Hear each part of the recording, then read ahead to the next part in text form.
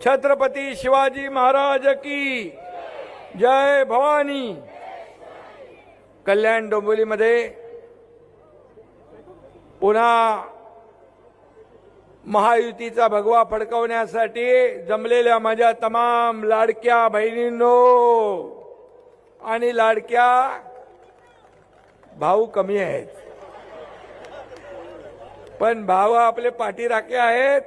बिलकुल आपलं देखील मनापासून स्वागत करतो आणि लाडक्या बहिणींची संख्या 90% आहे। अरे पूर्वी सभेला आपण टाइम वेळ बघितला तर स्वयंपाक करायचा आहे, पाणी भरायचं आहे, आता काही सांगत नाहीत, सगळ्या सभेला झाडून येतात। याबद्दल लाडक्या भावाच्या वतीने तुमचं मनापासून स्वागत। आणि मी हेही सांगतो, ज्या उमेदवारांच्या पाठीशी महिला त्यांचा मतपेटीत नंबर पहिला।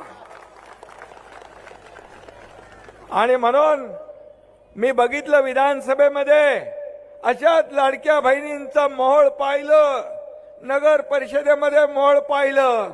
आणि नगर परिषद देखील काही लोक म्हणत होते शिवसेना ठाण्यापुरती आहे, पण शिवसेना चांदा ते बांदा पर्यंत पसरली आणि 62 नगराध्यक्ष शिवसेनेचे निवडून आले, इतिहास झाला।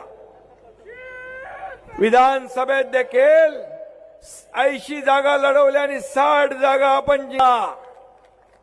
आणि म्हणून तोच पुन्हा इतिहास महापालिकेत घडवायचा आहे ना आपल्याला। कल्याण डोंबिवली महापालिकेमध्ये पुन्हा इतिहास घडवायसाठी आज तुम्ही इकडे एकत्र आलेला आहात। मी कामामध्ये जात नाही, खासदारांनी कामाचं सांगितलंय, काय काय केलेलं आहे आणि शिवसेना काम करणारी आहे।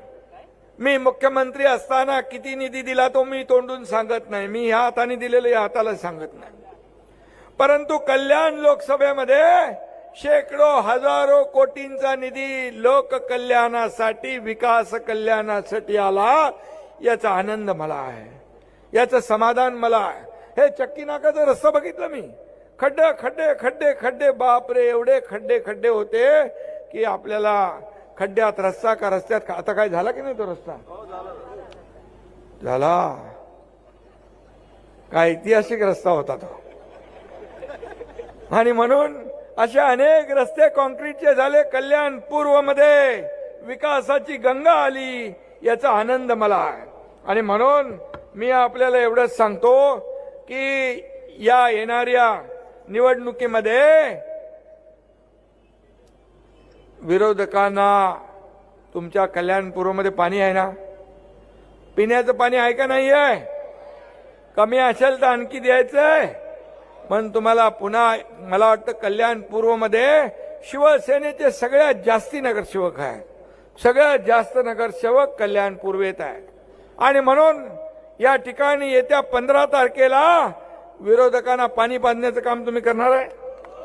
16 तारखेला फटाके फोडवायचे आहे, गुलाल उधळायचा आहे, मग तुम्ही तयारीला लागलेला आहात, निश्चय केलाय, संकल्प केलाय। आणि म्हणून मी तुम्हाला भेटायला आलोय, तुम्हाला एवढंच सांगायला आलोय, फक्त 15 तारखेला मतदानापुरतं मर्यादित नाहीये। या कल्याण डोंबिवली, या कल्याण पूर्वेचा एक विकासाचा फैसला करण्याचा तारीख आहे, 15 तारीख। विकासाचा फैसला नुसतं मतदान नाही, या कल्याणमध्ये असलेले प्रश्न आपल्याला सोडवायचे आहेत। आणि म्हणून या ठिकाणी मी आपल्याला सांगतो, बाळासाहेबांचा विचार घेऊन आपण पुढे चाललोय। बाळासाहेबांचे विचार, आनंदगे साहेबांची शिकवण घेऊन पुढे चाललोय। 80% समाजकारण, 20% राजकारण, हे आपल्याला करायचं आहे। आणि म्हणून 2.5 वर्षात तुम्ही मुख्यमंत्री म्हणून माझं काम पाहिलं, मला वाटतं 2.5 वर्षात हा तुमचा एकनाथ शिंदे 2.5 तास तरी नीट झोपला नसेल। मला लोक विचारतात तुम्ही झोपता कधी, मी म्हणालो मी झोपा काढायला नाही, लोकांच्या झोपा उडवायला आलोय। माझा जन्म झालाय, या लोकांच्या आयुष्यामध्ये सोन्याचा चमचा घेऊन जन्माला आलो नाही मी, परंतु या तमाम महाराष्ट्रातल्या जनतेच्या आयुष्यामध्ये, जीवनामध्ये सोन्याचे दिवस आणण्यासाठी माझा जन्म झाला। माझ्या शरीरात रक्ताचा शेवटचा थेंब असेपर्यंत या महाराष्ट्रातल्या जनतेची सेवा करणं हेच माझं काम आहे, हेच माझं कर्तव्य आहे, हीच माझी जबाबदारी आहे.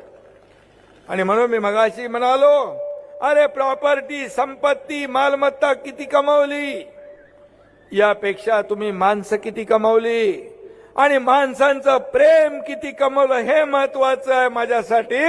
आणि ते तुमच्या एकनाथ शिंदेने कमवलंय. महाराष्ट्रामध्ये सगळीकडे जातो, माझ्या लाडक्या बहिणी, भाऊ, ज्येष्ठ आतुरतेने वाट पाहत असतात. 10-10 वाजेपर्यंत सभेला थंडीमध्ये बसलेल्या माझ्या बहिणी मी पाहिल्या, माझे भाऊ मी पाहिले. याचा आनंद मला आहे. मी 2.5 वर्षात केलेल्या कामाची पोचपावती लोक देत आहेत. मला याचा आनंद आहे. गेल्या 3.5 वर्षात, 2.5 वर्षात पहिली इनिंग झाली, दुसरी इनिंग देवेंद्रजींच्या नेतृत्वाखाली सुरू आहे. आम्ही टीम म्हणून काम करतोय. आमचा अजेंडा विकास, आमचा अजेंडा खुर्ची नाही, आमचा अजेंडा सत्ता नाही. आमचा अजेंडा ज्या लोकांनी आम्हाला खुर्चीत बसवलंय त्यांचे प्रश्न सोडवणं आपला अजेंडा आहे, त्यांच्या समस्या सोडवणं आमचा अजेंडा आहे. आणि म्हणून हा एकनाथ शिंदे जे बोलतो ते करतो. आणि म्हणून लोक विश्वास ठेवतात. किती लोक काय येत आहेत आज, ज्याने आरोप प्रत्यारोप टोमणे सगळं 2.5-3.5 वर्ष तुमच्या एकनाथ शिंदेला पाण्यात पाहिलं का?